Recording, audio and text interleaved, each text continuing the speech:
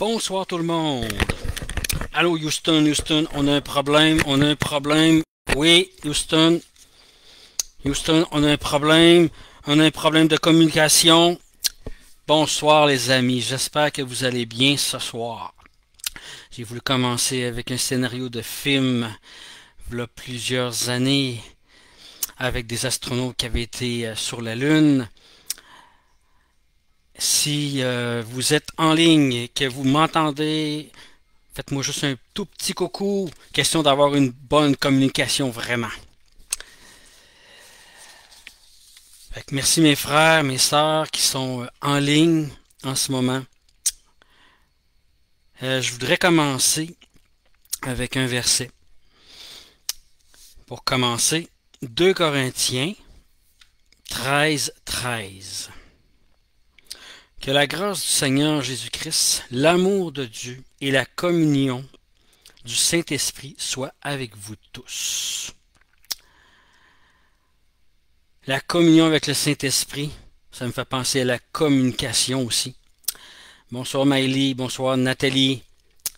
C'est le fun de vous voir ce soir, les filles. La communication. On est dans une société où il y a beaucoup de communication. Mais avant d'aller plus loin, je vais vous communiquer une prière. Père éternel, je te remercie pour cette soirée.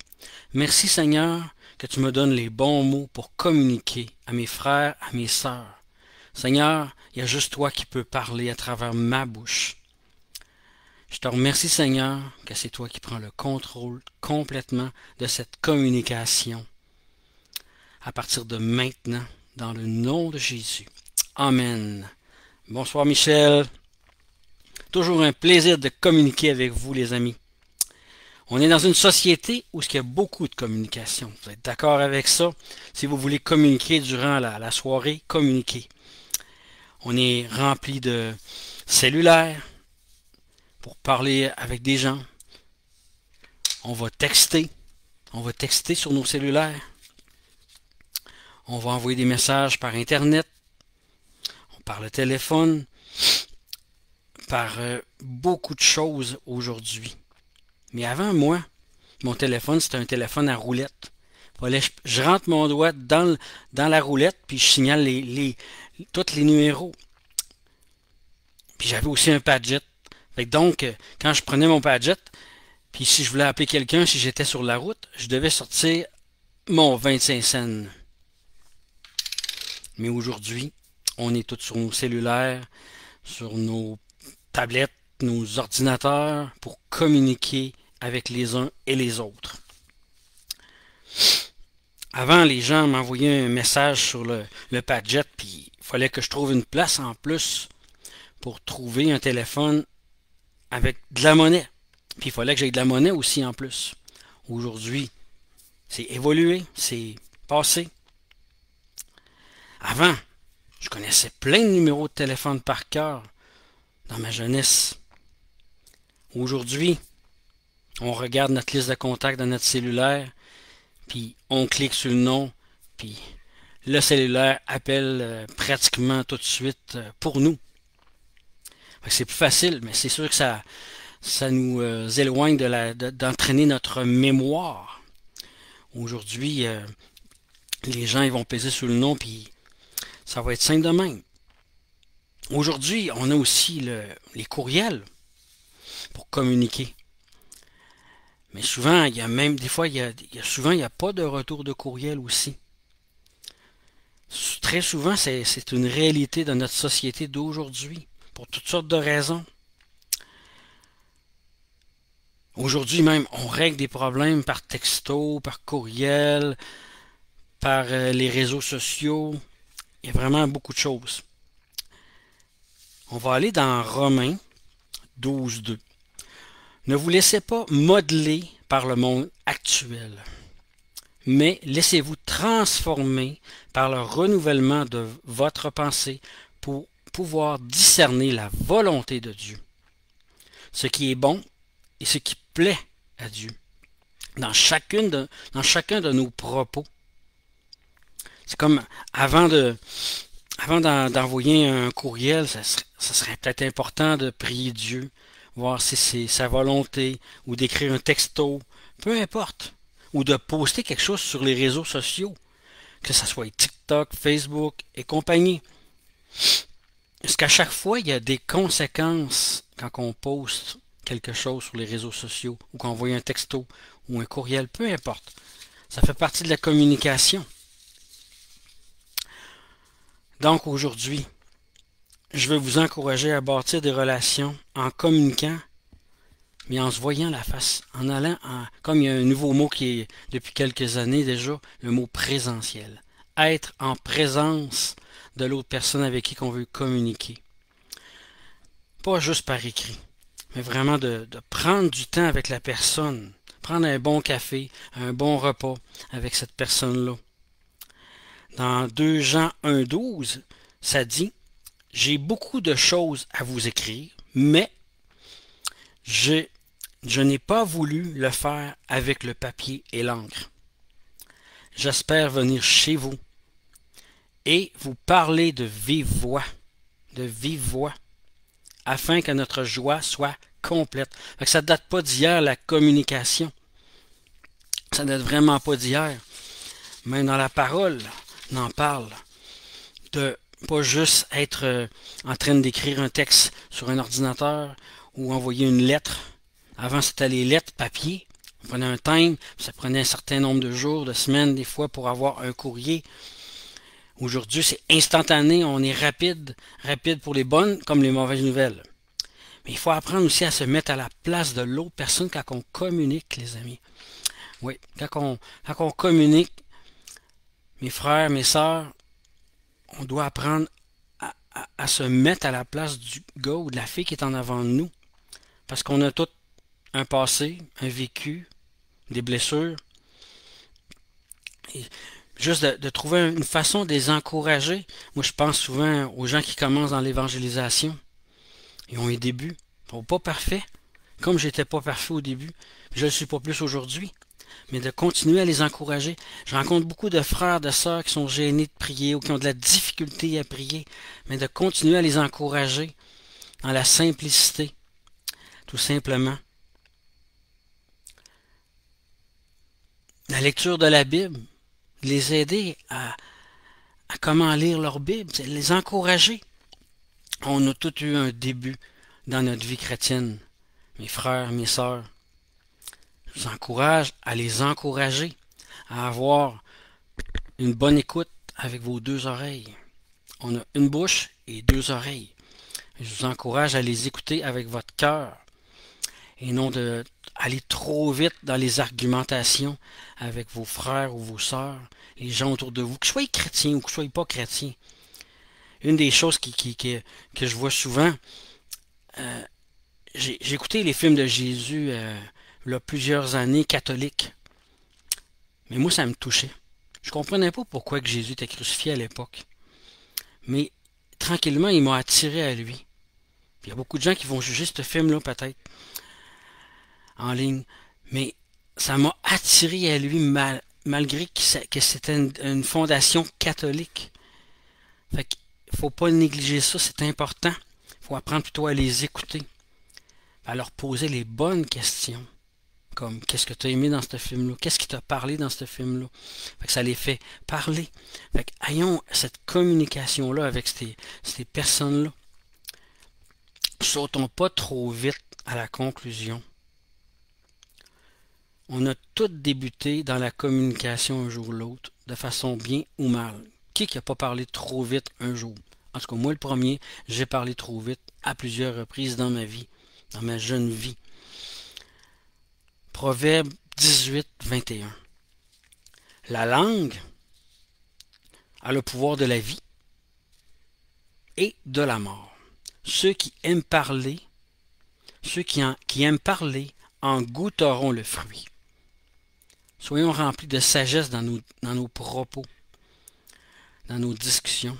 Écoutons avant de répondre. Écoutons. C'est plus important d'écouter que de parler. Combien de fois qu'on a voulu avoir raison,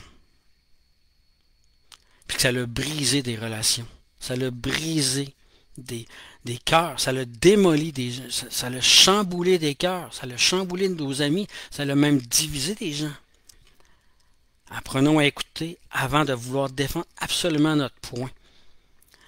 Qu'on soit entre frères et sœurs, qu'on soit dans les rues en train d'évangéliser, la personne qui est en avant de nous n'est pas avec Christ. Mais nous, on est des gens qui sont là pour aller consoler les gens, pour que on est des ambassadeurs de consolation. On est là pour les attirer. Ça donne le goût de croire en Jésus. Proverbe 16:2. Toutes les voies d'un homme sont pures à ses yeux. Toutes les voies d'un homme sont pures à ses yeux. Mais celui qui évalue les dispositions de l'esprit, c'est Dieu, c'est l'Éternel. Des fois, je peux penser que je lis la patente. Mais ça se peut que je me trompe. Ça se peut que je me trompe. Combien de fois que j'ai été trop vite à dire que c'est à cause de l'autre, la maladie de l'astacose, maladie très répandue. C'est à cause de l'autre, on accuse l'autre, on accuse l'autre. Mais regardons-nous dans le fond de notre cœur. Regardons, ça nous challenge peut-être la discussion. Mais Seigneur, qu'est-ce que tu veux me dire à travers cette discussion-là? Ça se peut que tu veux venir travailler quelque chose en moi, dans mon cœur, dans des blessures que j'ai peut-être vécues. La papyrite, une maladie très répandue aussi. C'est toujours pas pire avec ça. Comment ça va? Ça va pas pire. La papyrite. On dit qu'on est en relation avec Dieu. On est en relation avec les autres. Est-ce qu'on a une relation avec Dieu? Est-ce qu'on prend le temps d'écouter le Saint-Esprit nous parler, qui veut se révéler à nous, à travers les discussions qu'on peut avoir avec des frères, des sœurs ou des inconnus? Prenons ce temps. Mais à travers tout ça, il y a une solution, les amis. Oui. Bonsoir Simon. Heureux de te voir, mon frère. Une des solutions que j'ai découvertes, c'est dans Galates 2. Dans Galates 2, au verset 20, c'est un verset qui m'a toujours parlé depuis que je suis né de nouveau. Ça dit, « J'ai été crucifié avec Christ. Ce n'est plus moi qui vis. » C'est Christ, c'est Jésus qui vit en moi. Et ce que je vis maintenant dans mon corps, je le vis dans la foi au Fils de Dieu, qui m'a aimé et qui s'est donné lui-même pour moi. C'est Christ qui vit en chacun de nous, les amis. Chacun de nous. En chacun de nous, mes frères, mes sœurs, il vit en nous, vraiment. Collons-nous au Saint-Esprit. Allons vers lui, demandons. Il vit en nous. Ça dit dans la Bible que les choses passées sont passées. Les choses anciennes sont passées quand on s'est fait baptiser d'eau, puis qu'on s'est repenti de nos péchés avant. On meurt en Jésus, puis on ressuscite en Jésus. Éric est plus là. Éric est mort. Je suis mort. Fait que je peux plus avoir de problème. Je suis mort. Je suis mort. Fait que agissons comme Dieu agirait. Parlons comme lui il parlerait. Demandez-lui. Pensez comme lui. Des pensées captives en Christ. Que nos pensées soient toujours captives en lui. Qu'est-ce que la parole dit? Allons dans la parole. Fouillons dans la parole si on vit des challenges, des défis de la vie. Lui va nous inspirer comment parler. À chaque fois que je rencontre quelqu'un parce qu'il y a un défi à régler, un défi de la vie, peu importe c'est quoi, mais je prends un temps de prière dans mon intimité. Après, je rencontre le frère. Puis, parlons avec douceur. Posons des questions avec douceur et calme. À chaque fois que j'ai rencontré des gens, qu'il a fallu que je règle des choses, dans la paix, dans la douceur, dans le calme, ça s'est toujours réglé. On a toujours mieux avancé pour la gloire de Dieu. Amen. Puis dans Colossiens 3,13, ça dit « Supportez-vous les uns les autres. » Ça dit pas de se critiquer ou de se juger ou de chialer. Non. Supportez-vous les uns les autres. Si l'un de vous a une raison de se plaindre de l'autre, pardonnez-vous réciproquement. Tout comme Christ vous a pardonné, et pardonnez-vous aussi de se supporter les uns les autres, les amis. De se supporter. C'est pas toujours facile, la vie. Il y a des hauts, il y a des bas. Il y a des crunchs. Oui, il y a des crunchs.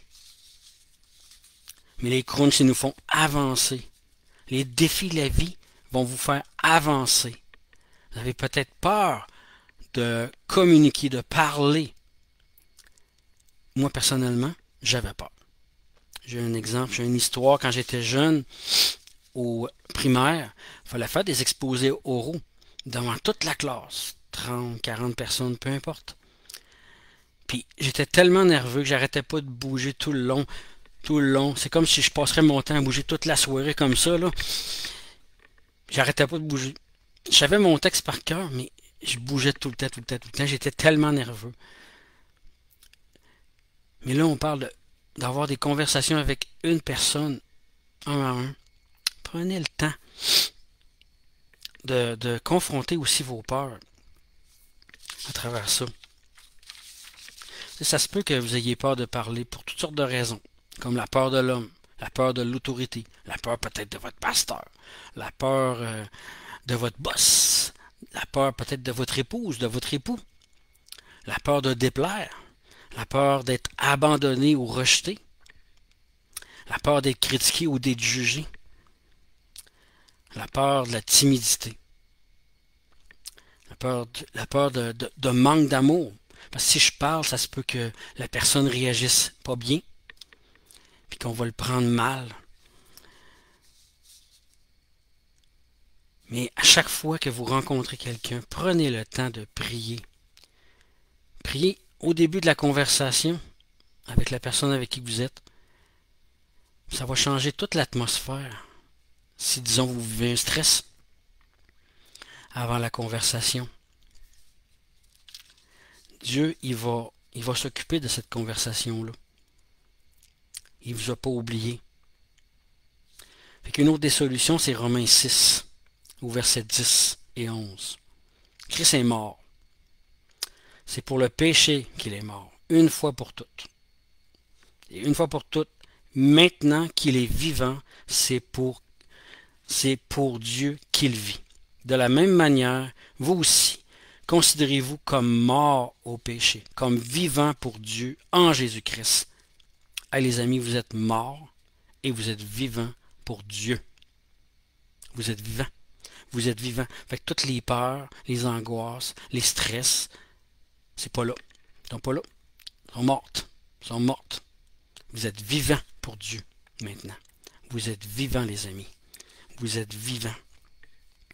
Oui. Dans Isaïe 12.2, Dieu est mon sauveur.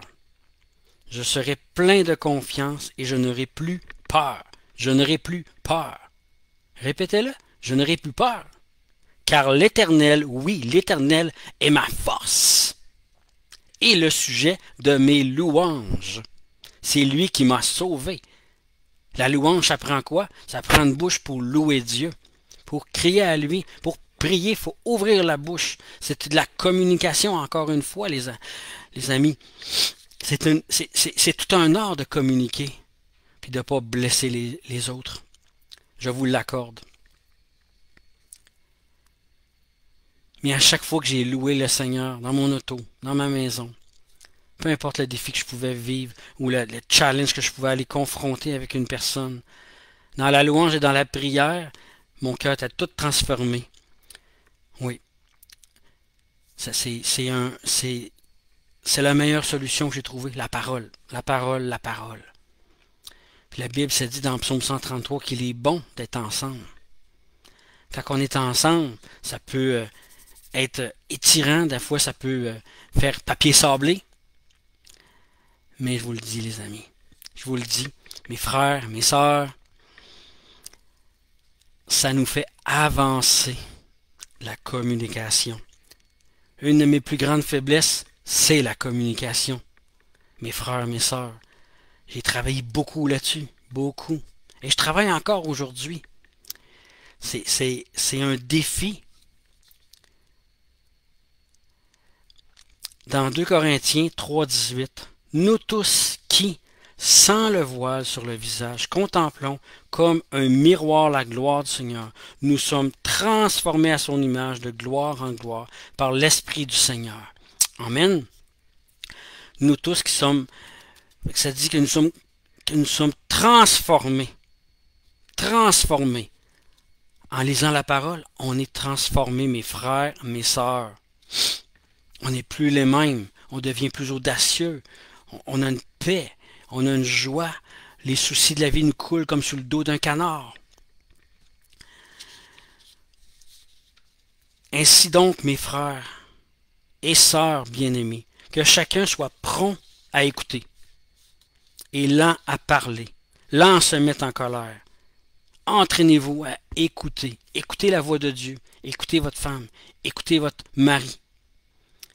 Moi, souvent, quand je parle avec mon épouse, j'ai toujours le dernier mot, mes frères, mes sœurs. Oui, chérie. C'est toujours le dernier mot.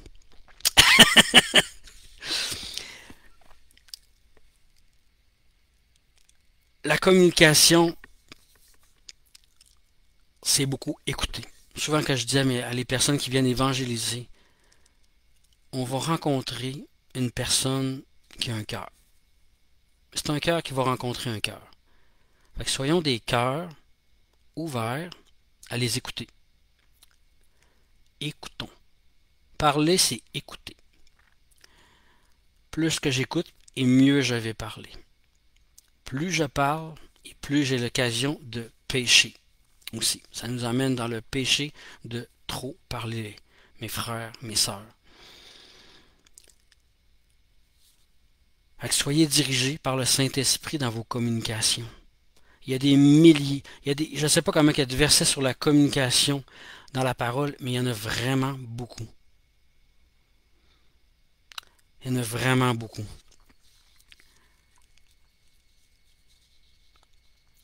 Fait que je vous encourage, pour terminer,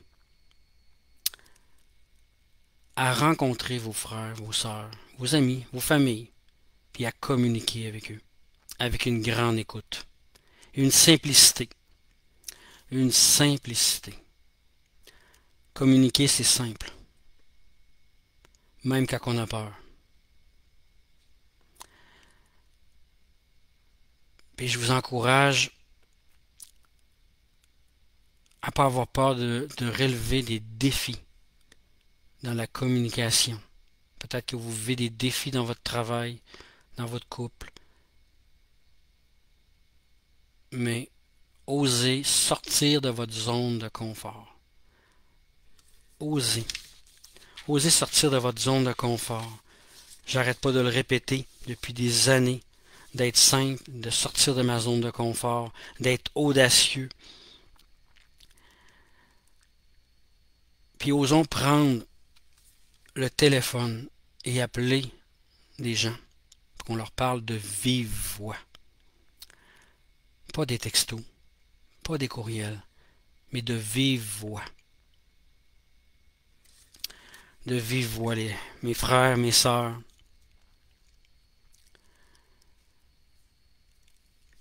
C'est tellement important, la communication.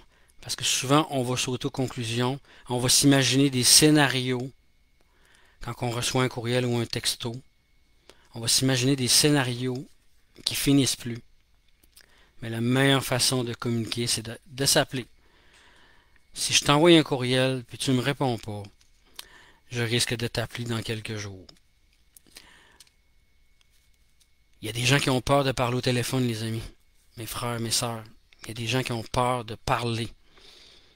Mais à chaque fois que j'ai parlé, ça a porté du fruit. Et que je termine avec ça. C'est un court encouragement.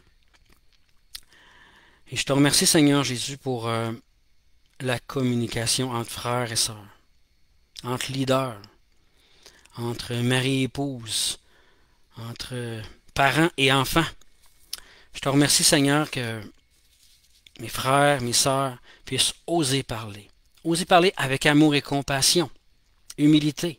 S'ils doivent demander pardon, qu'ils puissent le demander. Oui, Seigneur, puis donne-leur la sagesse de bien parler, la maturité. Seigneur, je te prie que ta grâce les accompagne. Que ta grâce les accompagne dans leurs discussions, que ta faveur les accompagne. Je te remercie, Seigneur, de leur communiquer le bon message qu'ils doivent propager aux gens qui doivent le faire. Je te remercie, Seigneur Jésus. Je te remercie, Seigneur, parce que tu m'as utilisé ce soir dans la communication en toute simplicité.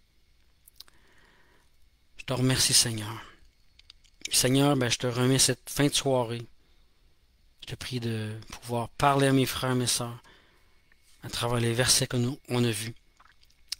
Et merci, Seigneur, que on devienne de meilleurs communicateurs dans les prochains mois. Soyez bénis les frères, les sœurs, les amis, les pasteurs, les leaders, les épouses, les époux, les enfants qui m'ont peut-être écouté. Allez, communiquez avec ceux qui sont autour de vous. Bonne fin de soirée. Soyez bénis. On vous aime. Bye bye. À la prochaine.